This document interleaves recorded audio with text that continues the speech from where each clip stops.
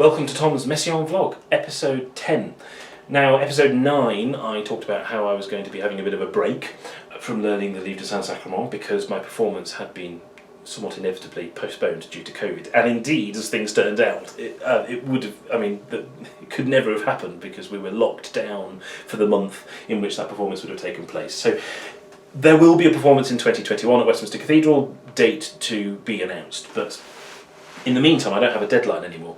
Now, I might have taken a break. I thought I would have taken a break anyway. All that stuff I was describing in episode 9 about the subconscious and how taking some time away from the music can so help the learning process. I would have applied that in any case and taken perhaps a week out around the time I recorded that vlog post, because I was beginning to get tired really. I was going cross-eyed, so I needed some time away. As it happens, of course, I've taken several weeks away. How's that been? Well, I was really hoping my subconscious would file some stuff, and things that previously were on the edge of feeling comfortable might feel more like a pair of old gloves returning to the music a few weeks later. And indeed, that has been the case, more or less across the board. And I really enjoyed coming back to the music and been quite heartened to discover how well I evidently knew it, even if it didn't quite feel that way at times beforehand. So that's great and that's encouraging. Incidentally, I should say, there's a rather large elephant in the room here. You're looking at this thing thinking, what on earth? Yes, I have a new pipe organ. It's a Robin Jennings organ. It's completely gorgeous. It's brand new. It smells amazing, and it has been in this house for about 6 days, and it has made my life. So I love it. It's marvellous. But it means I've had a very long break from practicing because I had this period where I was between organs. Anyway, there we are. So I returned to the movements which I found most difficult. Almost didn't want to. Almost thought, gosh, that piece is such hard work. And I have arrived at movement 13, which I am fairly sure is the hardest one. I'm finding it harder than any of the others, although other movements have their moments, my goodness. What is movement 13 about? Well, it's the two walls of water. It's the Red Sea parted. Place yourself in the sandals of an Israelite, or whatever they had on their feet, stood on the seabed of the Red Sea with these vast walls of water either side of you. What would that feel like? That would be absolutely terrifying. So, firstly, the two walls of water, on a superficial level, it's picture music. It's an evocation. It's a terrifying toccata, massive toccata. It's an evocation of that image. Wow. More to it, though, of course. There's also the theological side. This is the Livre de Saint-Sacrement, the book of the Holy Sacrament. So fundamentally what we're dealing with here is Holy Communion. The movement after this one is the prayer before communion. Then we have a movement called Le Joie de la Grâce, which I'll talk about again in a moment, which is communion itself, if you like, the joy of grace. And that's followed by the prayer after communion, which is another lovely, soft, delicate thing, and I played a bit of that in episode 1. So why do we have this savage toccata immediately prior to the intimacy with God that communion represents? Well, it's quite simple. This, in the Old Testament, this parting of the Red Sea, the Exodus, that is God leading his people to freedom. This is God freeing people from their bonds. And for Messiaen as a Catholic, communion is a commemoration of God doing that in the New Testament, God doing that in Jesus on the cross. So this is the Old Testament lesson. This is putting communion in context. So this is a really important movement. They're all important, but it's a significant moment. It's not just a big, loud toccata. And something that's very telling is that birdsong, even though it's a big, loud piece, birdsong appears, forte, played very loudly. And it's not delicate, sweet stuff like I've shown you before. We have birds singing on full organ. Why? Because birds represented freedom and grace for Messiaen. And lo and behold, when you come to the movement Le Joie de la Grâce, in between those two prayers before and after communion, movement 15, Le Joie de la Grâce, it's comprised entirely of birdsong. The musical material is all birdsong. So there we go. The symbolism is powerful. Birds being used by Messiaen in a very telling way. If you want to learn more about that, here are some book recommendations. 1, Messiaen the Theologian, which is a Routledge publication. It's written by Andrew Shenton, and then there's also Olivier Messiaen's System of Signs, same editor/writer and same publisher. So those are 2 places to go. Many other recommendations I could make, but on this occasion, those are the 2 books to go and look at. Like I said, it's not just picture music. On a technical level, what am I returning to here? Well, it begins with these savage chords and quite widely spaced hand positions in the right hand anyway. It's not the hardest bit of the piece, but it's quite an opening, and of course I'm going to play it on this sweet little flute stop, but it should be on full organ.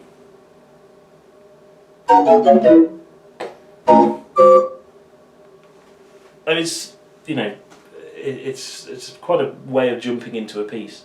And think about it, when I get to this, I'm going to have played 12 movements, and I've played the whole thing, the whole cycle through for my own benefit on a number of occasions over the last few months, and it you know, by this point you're beginning to get tired, and then suddenly, bang!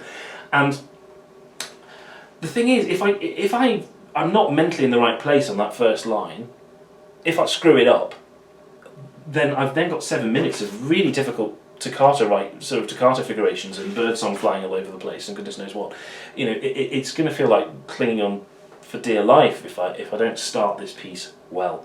So I've just played you 6 chords. They're going to take quite a lot of effort. Not so much to learn the notes, because the notes aren't so bad. It's just making sure I'm totally relaxed when I play them and completely in control of them. Because the other thing is, I mean, it's all very well using the word control, but I don't want it to be control in the sort of lovely English sort of, oh, I'm very controlled and I'm playing some nice right notes for you sort of a way. This needs to sound completely savage and terrifying, my goodness me. So some brain work to be done here. So that's the opening. There's then these rising triads where there are manual changes. In the interest of time I won't show them to you, but do, you know, seek out a recording. Then we come to this really dense toccata writing.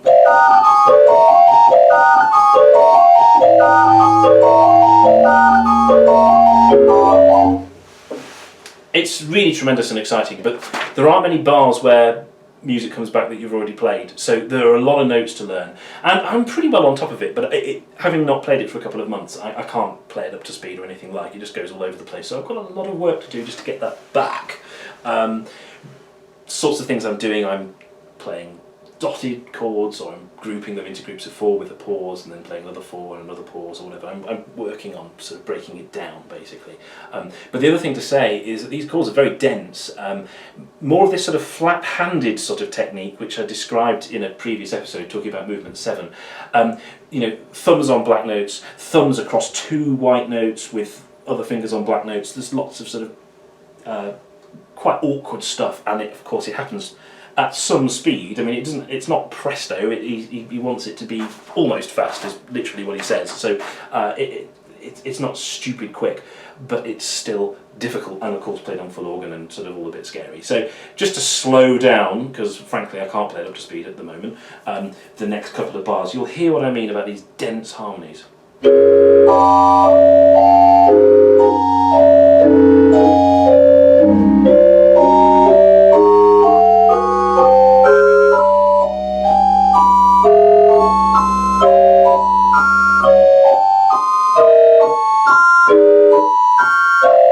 Of course, in reality, it's going to... I mean, it's really dramatic stuff. So I've got some work to do there on those dense chords. The birdsong bit, you'll recognise from the opening and closing credits of these vlogs.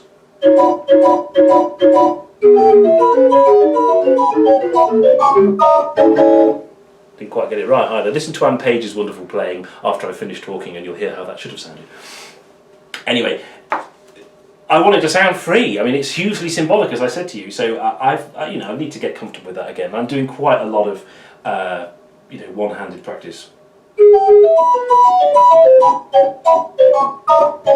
and so on and so forth.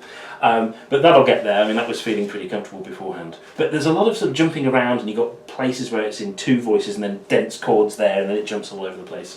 So, you know, some thought.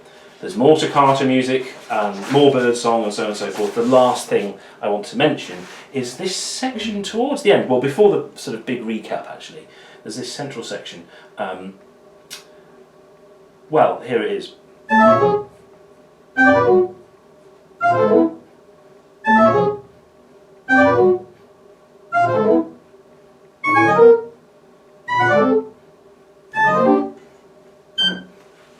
was about to play the wrong note, so I stopped. There's some work to be done here as well. I've been practicing these chords as you know, instead of playing arpeggios, I've been playing them as chords, which has been quite helpful because they're big stretches, so I'm getting my head around the geography of the keyboard really there. Musically, I find this bit a bit difficult because it sort of feels like the piece grinds to a halt a little bit, but if you push it forwards too much, the effect of these 2 pages is spoiled. It sounds a bit sort of glib and a bit pointless. So there's this middle ground where it's really dramatic, these chords, these arpeggios slicing through the air, and then a silence after each one. It's got to sound really kind of edgy, but I don't want it to sound like it's stopped, i.e. I don't want to slow it down too much or make too much of the silences, and like I say, if I push forwards too much, the effect is spoiled as well. So I have given quite a lot of thought to this bit over the course of the last few months at times, either in the process of learning it or just pondering it. So I've got some ideas, and I'm going to try them out, and I have already been trying them out, and come to the performance and you'll hear what I did with it in the end. Anyway, that's movement 13. That is where I have thrown myself in the deep end in terms of getting back into learning the Livre de Saint-Sacrement. I will continue posting these vlogs as promised, maybe one a month, something like that. But anyway, I'll keep you posted, and hope you enjoyed this one, and I will see you at episode 11.